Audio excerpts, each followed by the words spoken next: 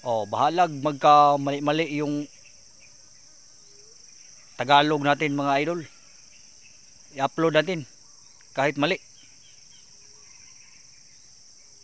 Oh, so dapat hindi tayo mahiya na magkamali-mali tayo dito.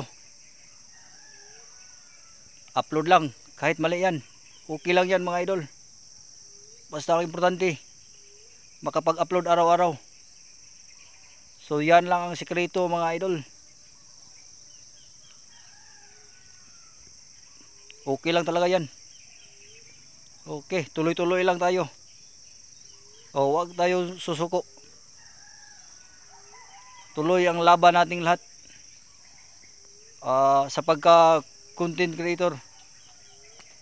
Okay, maraming salamat mga idol. Yun lang.